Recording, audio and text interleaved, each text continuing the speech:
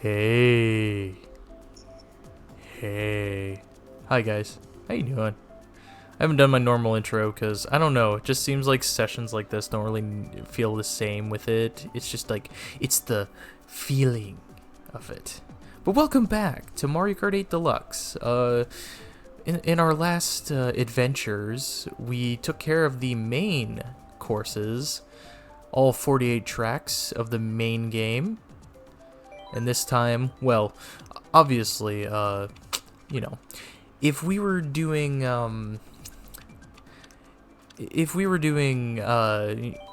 this back in 2022 or like early 2022 or something, yeah, because they announced it in the February Direct that they were doing the boost course. So pretty much back in 2021, 2022, which I don't even think we knew each other back then. I think we may have heard of each other, but not actually have spoken to each other. Probably not, yeah.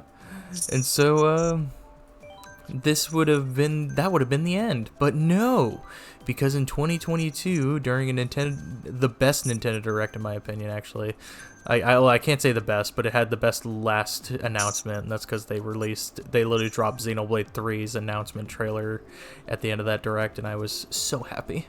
But they also announced a whole 12 cups coming to Mario Kart 8 Deluxe, because if you're gonna capitalize on and not make another Mario Kart game, because this game became the best-selling game on the Switch, you're gonna capitalize and make DLC that should have been a thing. Oh dear, we gotta get going. Okay, yeah, we're doing Paris Promenade. We're starting with the Booster Course Pass, the DLC tracks. And the interesting thing about this is that Echo is pretty much going in blind. Yeah. I mean, I've played a little bit of online since the DLC courses came out, but maybe only a couple tracks in total. And I don't even remember which ones I did play. Yeah. So, a lot of these are very, very new. Yeah, and I'm familiar with all these. I have not played Mario Kart 8 Online in a while, so it's like, and other than like speedruns, I haven't really touched, the DLC tracks, and I think the last time I did a 96 tracks run was,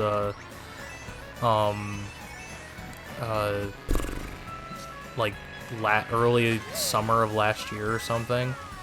And so, yeah, I'll probably be a little rusty, but, I mean, most Mario Kart tracks are pretty self-explanatory for me, so it's like, I pretty much will just go with the flow, because I naturally just do drifting and stuff as, like, a natural instinct.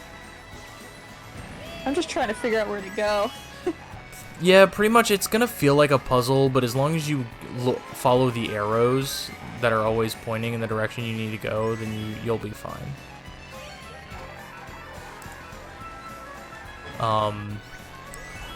Yeah, so the DLC tracks are pretty much just a bunch of classic tracks, and also, I think that the Booster Course Pass was also an excuse for them to preserve Tours tracks, because I'm very sure that probably once Switch 2 kicks off and stuff, they are probably going to, like, shut down, they're probably going to shut down Mario Kart Tour.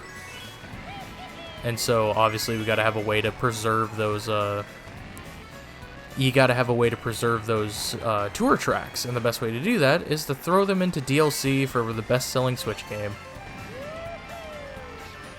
I mean, it works. These are actually pretty good-looking tracks for being an iOS game. Yeah, they're definitely, and they upscaled them too, so that's the benefit. Ow, I just got eaten. But yeah, not doing well here.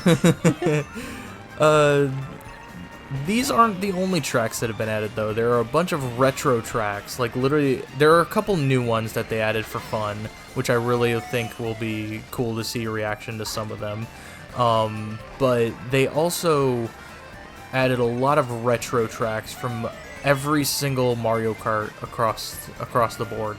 Some have more representation than others, but for the most part, it's kind of like a very good variety of tracks. I'm disappointed with some tracks not being added, just because I would have loved to see them.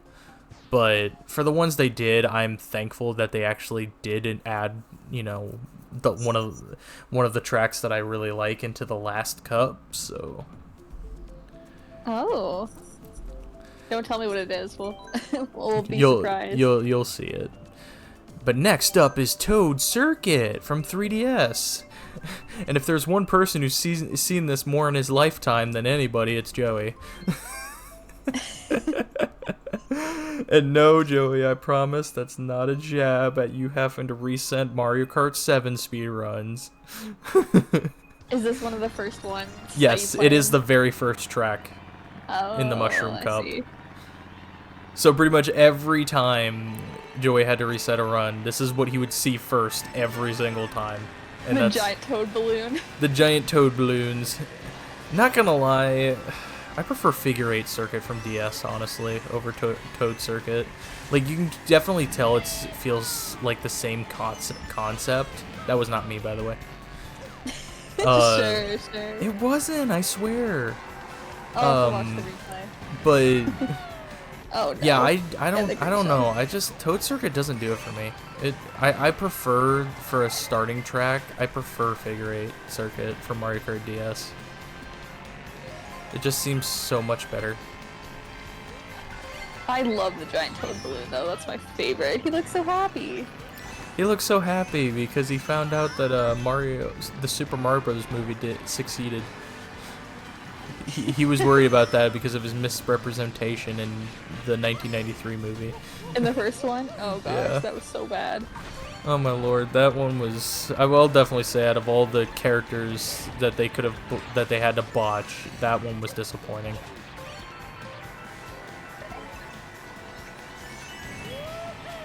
I kind of like this track. This is grooving kind of well. Yeah, it's also, like I said, it's like a lot of the retro tracks are very simple, very dumbed down, which, I mean, it's because they're like classic tracks, and so like they're from times where it was like Mario Kart was more simplistic in a way. We're very close here at the end. Yeah, I know. Oh my lord. My mushroom. My mushrooms!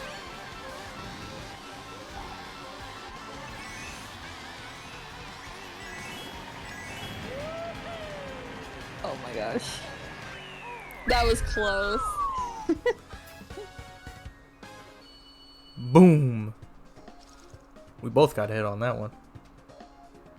For new tracks, I'm doing better than I thought I would. for like... I won't... Never seen these. I won't lie to you. This is just the beginning. I bet, yeah.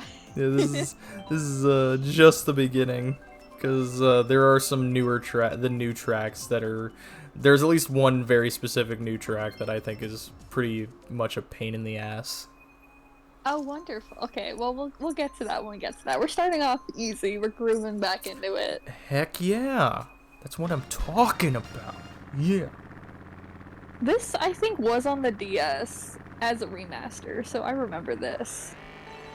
Was Choco Mountain on there? Oh, yeah, it was, yeah. Yeah, I'm pretty sure. I mean, it didn't look this good, but... Obviously, because it's running on DS power. I will say, though, DS games, like, a lot of them, for the DS not being very good at outputting 3D games very well, I definitely think that it had a lot of solid adventures that had 3D in it. Yeah, it was a good console. Yeah. When it was. Yeah, it's like, I mean, sadly it has the existence of 64 DS, and I mean, that game is literally garbage, but at least the visually 3D, it runs great, and it's, you know, still looks good, it just plays like absolute ass. So, I remember I actually had Mario 64 on the DS, and I remember just being so frustrated with it as a kid. I never even, like, beat the first level. I was just like, this is not a fun game. I used to tolerate, like, pretty much, I had a love-hate relationship with the game, but then after a Versus on my friend Max's channel, I literally just grew to hate it. because it was Ooh, you got me with that. one RNG with the bunnies, because there's a specific star you have to collect 8 silver bunnies for, and their RNG is completely insane. Not to mention that there was times where I actually had silver bunnies show up, but I didn't see them on the screen because they were far away, and so it was not like my first instinct. And so I literally like took way longer than I had to, simply because of not being able to see the bunnies. And I'm sorry, but Mario 64 was never designed for was never ever supposed to be designed for 4 directions. Yeah, that's fair. That's the dumb thing. It's also like the terrible thing about it being ported to, you know, the Wii U, is because damn it. Like, it being ported to the Wii U, because pretty much they oh crap, I'm trying to lose my train of thought. But like, you know, you're trying to play a game that's what? You are actually shitting me. I just got Mario Karted in like the worst way possible. I'm so sorry. That is so unfortunate. So the blue shell hit you because you were the Yes, because you already first place at the time. Yeah, at the time they launched it, you were pretty much already past the finish line. Oh no.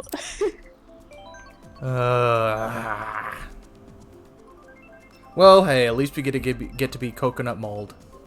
Yeah.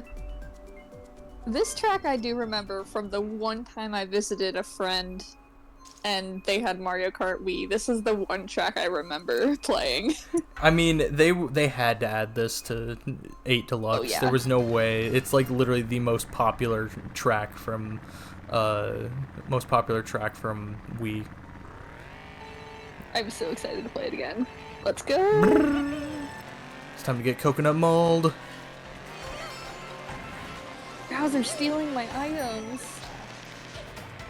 Man, there's a lot of online games I want to play as like our groups again, but it's like Joey's just not interested in playing half of them anymore. Which game specifically you thinking? Well, it's like I don't know how much he's interested in playing more Mario Kart 8. Like, I know we play it more occasionally than like as a, you know, more often thing. But he's definitely doesn't feel like he's interested in Mario Party all that much, which is sad, because Jamboree, we played like 2 boards as a group, and we still have like a few more boards to go through as a group, but it's like he's just not interested in playing Mario Party anymore. At least it seems like. Is Jamboree the new one? Second oldest now? Or no, it's the new one. It's the newest one. Okay. I'm gonna save you here. You actually did. See, I knew it. I knew I could do something. I haven't played the newest one. It's actually really good. It's honestly, it takes the Super Mario Party Jamboree or Super Mario Party formula and actually makes it tolerable. Nice. One of the biggest issues with Super Mario Party is that it was only Joy-Con exclusive. One of the biggest issues. It should have never. That you could have had literally, which they did. You could have had, you know, like, could have had Joy-Con exclusive motion control mini games with the Joy-Cons, and you just turn them off if you don't have Joy-Cons, and you could still enjoy the game. But you know, that first one, there's like, oh, it's a Mario Party game that's, you know, coming out in the early years of the Switch. We gotta, you know, show off how important the Joy-Cons are, even though they drift like hell. I still have never replaced mine. I never did either, but I think I got like a secondary version of the Switch, so it was slightly better. Yeah, I've never tried replacing them because I'm not paying $70 for another pair of Joy-Cons. Can't you do it for free? Like, you send them in? You can send them in to get fixed, but I'm not gonna pay to freaking send them in. Oh yeah, I guess you have to pay for shipping. Especially since half the games I play use Pro Controller anyway. I actually never used a Pro controller. Like right now, I'm using the Joy-Cons and the built-in controller thing. You know what's funny about this? What? You literally said at the end of last session you're prepared to lose everything, and then you won an entire cup. Well, look, this was the rare exception. This is not gonna happen again. Oh wait, crap! We gotta change characters. We gotta switch characters, yeah. Yeah.